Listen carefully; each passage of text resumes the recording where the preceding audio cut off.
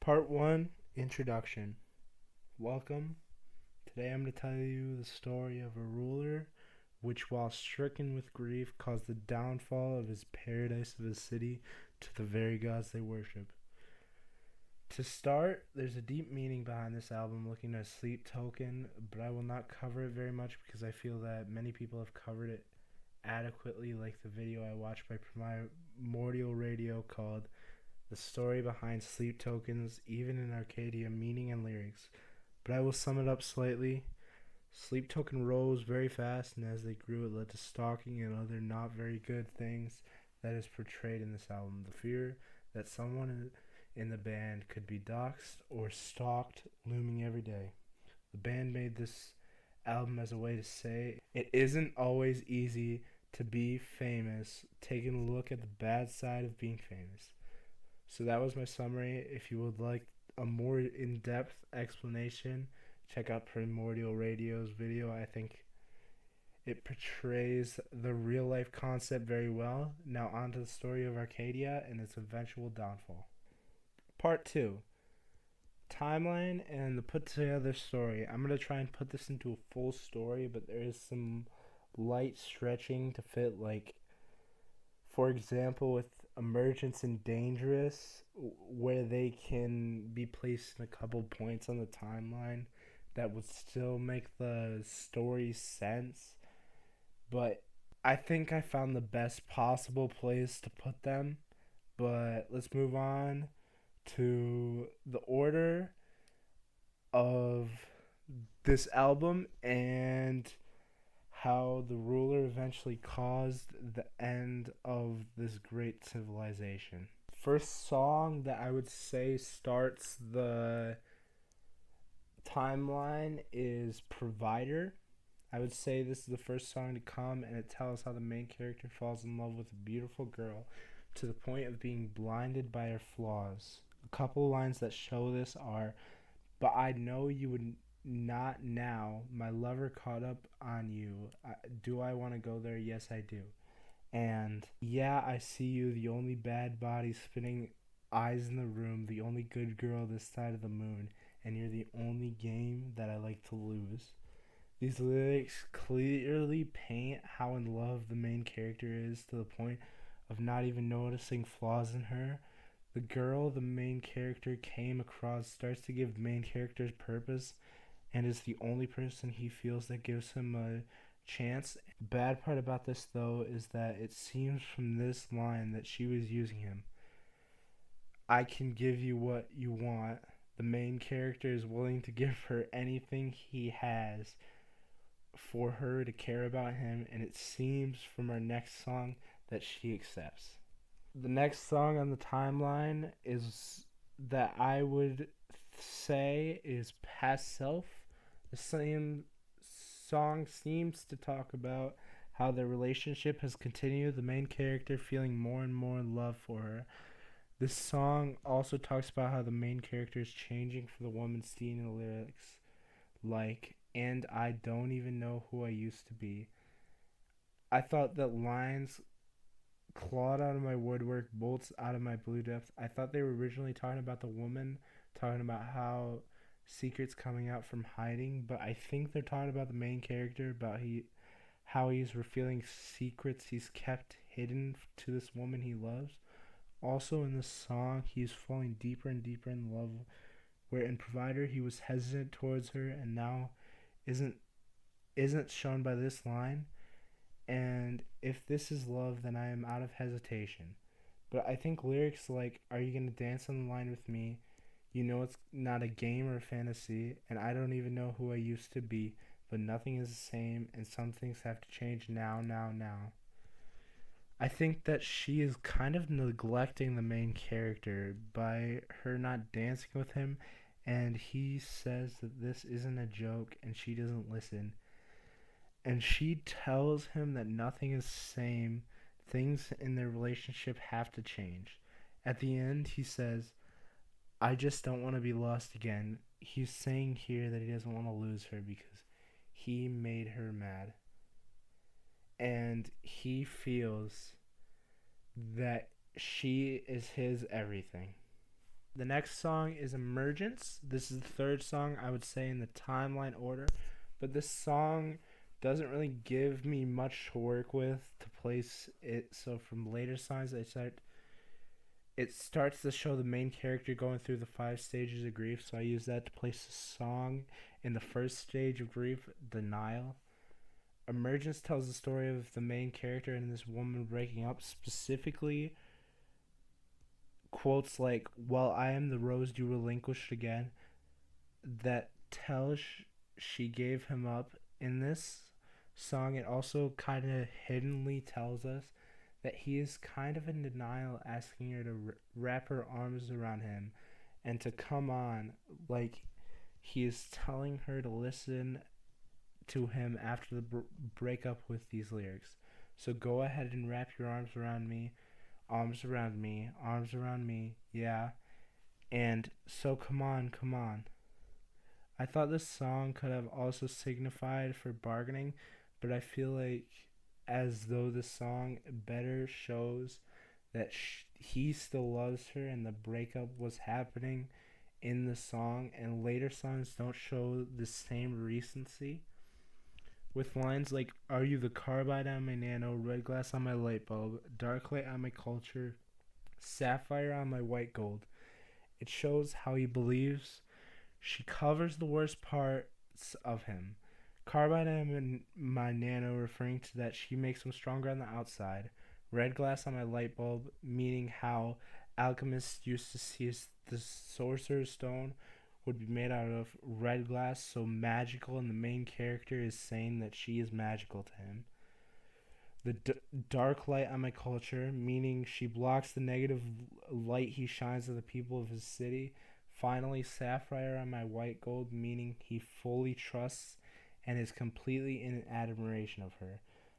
Also, another instance is, "So tell me what you meant by living past your half life," which I believe to mean that the woman is saying to him he has overstayed his usefulness and is not worth and it is not worth fighting for their relationship anymore. Next song in the timeline is Caramel, which I believe to be the fourth because it shows the second stage of grief, anger. I believe that the main character is showing his anger not only for the woman he loved, but also for the gods he feels are just using him. Lyrics like, "Count me out like sovereigns, payback for the good times, right foot in the roses, left foot on the landmine." This tells us that in this he's referring to her and that he is still slightly in the denial stage. Still, but will change later in the song. I think this lyric they ask me, "Is it going good in the garden? Say I'm lost, but I beg no pardon." This tells us how his interactions with people he talks to or gods. Garden can sometimes refer to one's soul. So I'll say that someone's asking the main character, is he happy or okay in, like, right now after his breakup? Um, but the main character says that he is lost and he has no excuses for why he is this way, just that it's his fault. This lyric, "Acting like I'm never stressed out by the hearsay, I guess that's what I get for trying to hide in the limelight. Guess that's what I get for having 2020 hindsight." I think these lines refer to how the main character must be seen by everyone and how he tries to hide his internal struggle, and this shows something very important about the main character. He's kind of impulsive when something is messing with his emotions based on the 2020 hindsight. This lyric, "Too young to get bitter over it all, too old to retaliate like before, too blessed to get caught ungrateful, I know, so I'll keep dancing along to the rhythm." I think this tells how he's starting to be fed up with some of this and how he believes he has too much to complain, and if he does, he will seem ungrateful. This lyric shows how he is fed up. "In these days of days, tell me, did I give you what you came for? I wished all away, terrified to answer my own front door. I thought things had changed, missing my wings in a realm of angels, but everything's the same." He sees that this as days that go by, nothing changes. He is angry that no one will listen to his problems, and if he tells them tells them he is too blessed to complain or seek help if he needs it, no one listens to him. And I think this also says that he thinks that he's too powerful or seen as too perfect to get help for his problems. I also think he's kind of yelling at this girl because he's saying, "Did I give you everything you came for?" Like, he's saying she was just using him, or he sees it as that way and he's just yelling at her for it. The next song on the timeline, I would say, is Dangerous. With no, basically, really no real indicators, it just fits better here. I feel like this was the hardest one to place, but I put it here from these last few lines. Won't you show me how to dance forever, forever? I feel this lyric shows he's more of begging rather than bargaining, but it was the closest I could find. So I feel this lyric shows that he's asking her to dance with him or show him how to live life by himself through the ups and the downs of it. I think this song symbolizes the challenges he has and how he feels like he needs her, giving her the moments he has where he can only think about her. I feel like this song is saying that he's showing her the issues that he's having and he needs her back so that she can fix those problems and help him. The next song is Damocles, the sixth song in the timeline, and the fourth stage of grief, depression.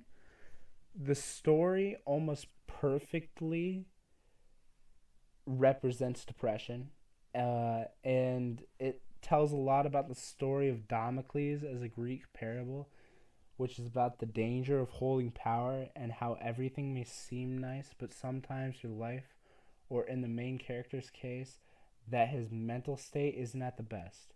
The song serves to show how the main character is starting to feel depressed, like he can't stand to face the world, as shown by these two lyrics, and it feels like I'm falling into the sea from outer space in seconds to me, and I play discordant days on repeat until they look like harmony. And what if I can't get up and stand tall? What if the diamond days are all gone? These two quotes serve to show how much the main character feels that he's not standing up and doing his job and won't tell anyone why because he believes that no one will understand due to having everything he could ever need. He starts to feel like he can't do anything right and that the world would be better without him or no one will ever care when he is gone. This part of the story is very sad in these aspects. Okay, and the final song in the stages of grief and this first kind of story with the main character and his love and going through the stages of grief. Gethsemane almost perfectly represents acceptance. Before I start, I think this is going to be the longest section because this song gives so much information, so please stick it through. This will eventually lead to the alternate story. First of the opening lines state, I wanted you to know I've learned to live without it, and even though it's colder now, I no longer feel surrounded. And you never listen to me, and that's the thing I tell the others. This clearly states he's gotten over his heartbreak and doesn't feel as depressed. He still feels a little empty, just not the same. The main character tells us in lines that she wasn't good to him in their relationship and she was just using him, like in these lines, you were my harlequin bride, I was your undercover lover, but no, you never saw me naked, you wouldn't even touch me, except if you were wasted, or I'm caught up in the person I tried to turn myself into for you, someone who didn't mind the push pull parlor games, someone who wasn't always crying on the journey back, someone who didn't feel the low blows either way. The main character tried to change for her, as talked about earlier, but it didn't work out, and he acknowledged it. Also, the main character, I think, portrays kind of that he sees little difference in love and hurt. I believe this is a possibility because it's the only thing he knows based on these lines. Do you want to love me? Do you want to love me? Because nobody hurts me better. The main character also talks about he would have given anything for her love, and I think that is a lot of what the song is about. This character was so starved for attention, he would ignore the bad parts just to get what he wanted. Another point to mention is that this is the first time they mention the but the main character has to be the ruler of the city based on this quote. And this throne didn't come with a gun, so I've got a different energy. Another thing to mention is another quote where the main character seems to be talking not just about the woman, but also about the people of the city with this. The same trauma, show me what you're made of, because you talk about your constant pain like I ain't got none, and I've learned to live beside it. And even though it's over now, I will always be reminded, reminded, reminded, reminded. That quote demonstrates how the main character starts to get more likely to speak out about his problems, and this will lead into the next three songs where the main character will start to talk up about the issues he has, not just about his internal struggles, but also for when he feels he's being exploited. And the next song is Infinite Baths, which talks about how the main character became the leader of the city and eventually how he stands up to the gods that he serves by actually disobeying them. The first verse clearly talks about him being picked for the role of with leading the people by someone powerful, the gods themselves, without helping him to lead, saying, when you plucked me from the grotto, silent like a supermodel, when I would wake in a staccato, no lightning in a bottle, just one eye on the target and two bricks on the throttle, I know now. This is saying how he was just thrown into power without being told what to do, and eventually he learned how to do the role. Another thing I think is relevant is the chorus. Are you the method in my madness? Are you the glory in my wrath? Infinite baths, bursting colors when you laugh. While I fought so long to be here, I am never going back. Which seems as though the main character is asking the gods these questions, like if they guide his actions, if they look better when he has to take bad actions. He has fought himself to talk with them, battling himself on what he should do. As time goes on, he feels like he's doing better at running society after his breakup, and now is doing better than ever. Another important instance in these lines: all this glory you did not earn, every lesson you did not learn, you will drown in the endless sea if it's blood that you want from me. You can empty my arteries. Will you halt this eclipse in me? Will you halt this eclipse in me? These lines show the main characters talking to the gods, criticizing them, saying they didn't earn the glory they are given. They didn't have to go through the things he did. That if they want to continue their rampage of killing that he has been sent on, then they can kill him and no one else. He also asks if they will stop him somehow. Will they stop his disobedience? Finally, the last few lines of the song: teeth of God, blood of man, I will be what I am. But by this, I think he's criticizing these gods, saying they have the wrath of gods, but they are just like the people of this empire, power hungry and without empathy. And he is saying he is different from them, not close to the same. Second to last song, Look to Windward. This song I feel is like a part two to Infinite Baths. It continues on with the conversation with the gods, With the quote, with the shadows longer to me than a light year, moving so slow I could die here. Say you can let me say. The quote is saying that there is a deep sorrow and imagery in saying that he was frozen blindly listening to what the gods told him to do. Now he wants a say in what happens, and the gods need to listen to him. Another significant quote is, I've got eyelids heavy enough to break diamonds. You pray for sound and I pray for silence. Damn right, faithless. I can't deny you'll find me with half mind to get violent. You know it isn't over till I say it's over. No more little angels sitting on my shoulders.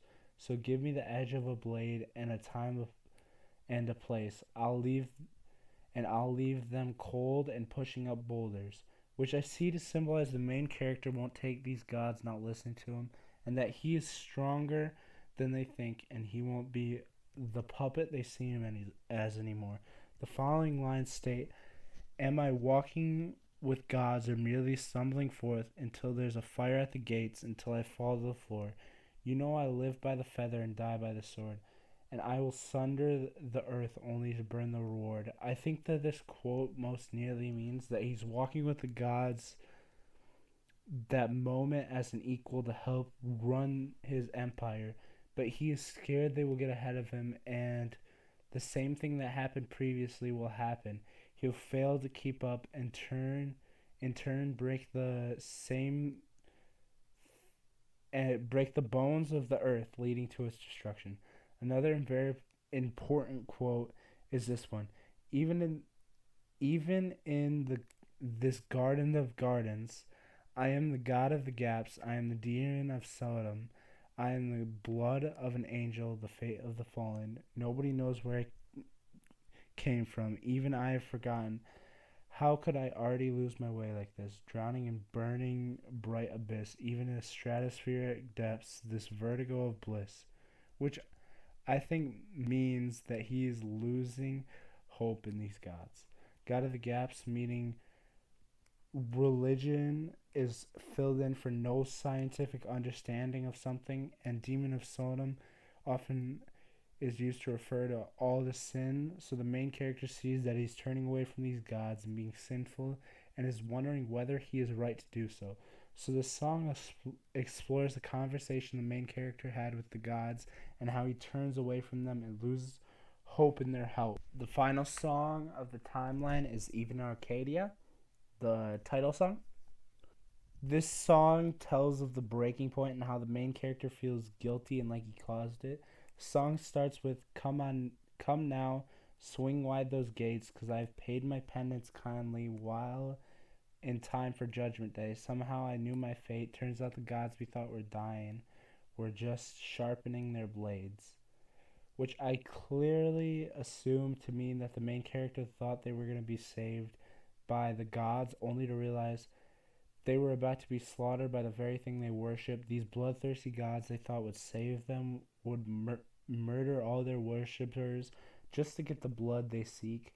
The main character also asks, Have you been waiting long for me? Meaning that I assume the gods were searching for him, probably to get rid of him.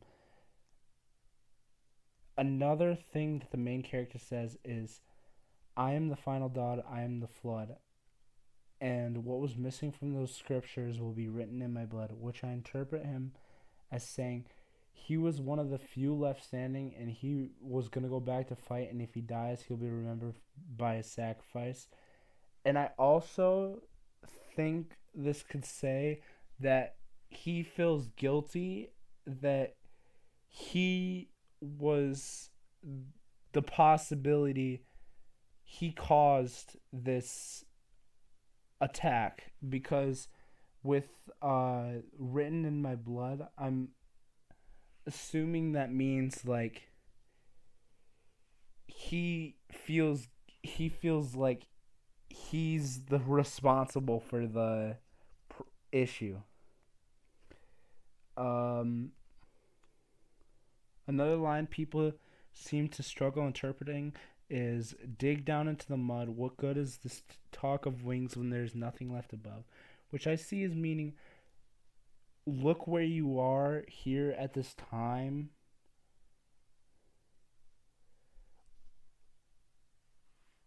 don't look up suspecting someone or thing to save you when the time gets tough. In this instant, I think the main character is telling the people that are left from the slaughter to not be praying for someone to save them when they can save themselves right here, right now. The final verse of the song says, "No matter how we feel, we've got a taste for one another and a few good years to kill. No matter what is real, it seems that even in Arcadia, you walk beside me still." I believe this is after the main character dies. I think he dies to the fight and is saying this in the afterlife to either the woman that he loved that led to his diversion from the gods or to the gods themselves that he lost faith in. Part 3, the main character. That was the whole story and timeline of a man, or technically it could be a woman too, that lost the one he or she loved and grieved when he needed to help his people, and eventually led to the downfall of his empire. And also, sorry I didn't mention this, but technically the main character could be a girl, but I assumed it wasn't because I assumed this would take place in Greek or Roman times, which weren't very likely to have women in power roles. So I just assumed it was a guy, but I could be wrong. Now I want to talk about the main character. I believe that Vessel told this story for a reason, not only as an analogy to their band and the struggles of fame brings, even if it may look good from the outside. But I also believe this could be a story of reincarnation, because I feel that Vessel wouldn't tell this story if it had nothing to do with the band's story they tell with sleep. I don't think the main character reincarnated into Vessel or any of the band members, even though there is a possibility for Vessel. The reason I don't think Vessel is because if he did reincarnate, if the main character did reincarnate into Vessel, why would Vessel be so keen to believe sleep and go along with sleep and spread its word? Along with that, what? So I actually believe this ruler reincarnated as sleep because of mysterious circumstances or something like that. But this is just a theory, so you don't have to believe me. But I think it's a complete possibility that this ruler was deemed worthy of something and reincarnated into sleep that the god that Vessel and the followers worship. And I understand this is like a bit of a reach, but I think this is a complete possibility that could be a foreshadowing. So believe what you want, but that's personally what I believe. And part 4, outro. Thank you for listening to my explanation of Sleep Token's new album. If you believe I'm right, thank you so much. You should comment what you think in the comments. And also, you should really listen to this album. I think it's so good. And if you like this video, please like and subscribe. It helps so much. Tell me what you think. I spent a long time on this video, so liking and commenting and all that stuff would be so helpful. Bye.